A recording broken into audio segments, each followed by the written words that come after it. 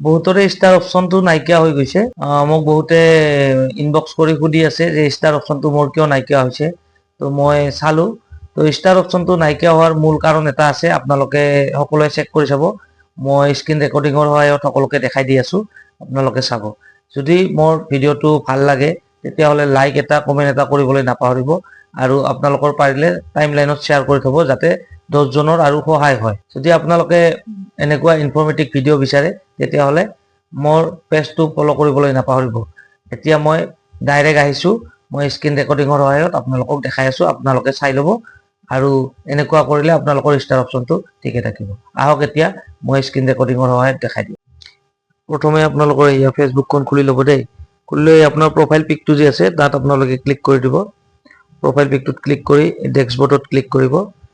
ডেস্কবৰ্ডত click কৰি দিব। Click কৰি দিলে আপোনালোকৰ এইটো অপশ্যন ওলাব। এতিয়া আপোনালোকে ওপৰত এই মনিটাইজ অপশ্যনটো তাতে ক্লিক কৰি দিব। ক্লিক কৰিলে এইটো খোল খাব। এতিয়া আপোনালোকে চাব এয়া ইয়ৰ টুলছ ষ্টাৰ্টটোত ক্লিক কৰি দিল।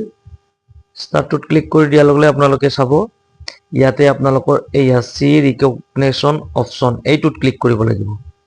এইটোত ক্লিক কৰি দিব। ক্লিক কৰিলে এইসকল আপোনালোকক এইসকল ব্যক্তিয়ে আপোনাক ষ্টাৰ চেণ্ড কৰিছিলে, এইলোকক থেংক ইউ মেছেজ এটা দিব লাগে। ইয়াতে আপুনি ফটো এড কৰিব পাৰে নিজস্ব এইখিনি। মই ফটো যিকোনো এটা মোৰ ফটো এটা এড কৰি দিওঁ ইয়াতে। আপোনালোকে আপোনালোকৰ ফটো দিব পাৰে, ফটো নিদিলেও একো নাই। ফটো এটা মই লগাই দিছোঁ, আৰু এই ফটোটো মোৰ আগতে দিয়া আছে, সেইকাৰণে মই এই ফটোটো অলপমান ক্ৰপ চ্ৰপ কৰি দিওঁ। আপোনালোকে আপোনালোকৰ ইচ্ছা অনুযায়ী যেনেকে ইচ্ছা তেনেকে দিব পাৰে। এইটো ফটো দিয়ে নিদিয়ে আপোনালোকৰ কথা। এনেকে আপোনালোকক মই দেখাই দি আছোঁ, চাব। মই এইটো ফটোটো দিলোঁ, ডান কৰি দিলোঁ দেই। এতিয়া মই এই ফটোখনত ইয়াতে লোকেশ্যন দিম, তাৰপিছত আপোনাৰ ফিলিং দিম। লোকেশ্যন ফিলিং এইবিলাক দিয়াৰ পিছত আপোনালোকে ফিলিংটো মই দিলোঁ বাৰু। এতিয়া আপোনালোকৰ ইচ্ছা অনুযায়ী ফিলিংটো দিব। তাৰপিছত এইটো ওপৰত মই কাৰ্ড চিন দি দেখাই আছোঁ, আপোনালোকে চাই লওক। ইয়াতে মই পষ্ট নাও কৰিব পাৰে, মই পষ্ট নাও এতিয়া নকৰোঁ, মই চিডুল অপশ্যনত যাম, চিডুল কৰি দিম ইয়াতে।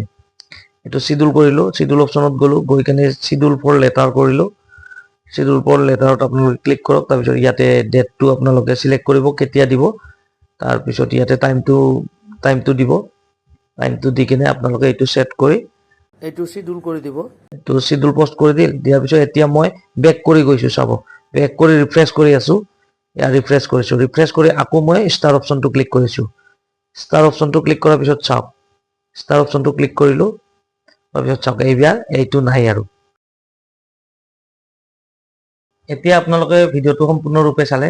এতিয়াৰ পৰা আপোনালোকে প্ৰতি সপ্তাহত এইটো বস্তু চেক কৰিব, আৰু যিসকলে আপোনালোকক ষ্টাৰ চেণ্ড কৰিব তেওঁলোকক ধন্যবাদ দিবলৈ নাপাহৰিব।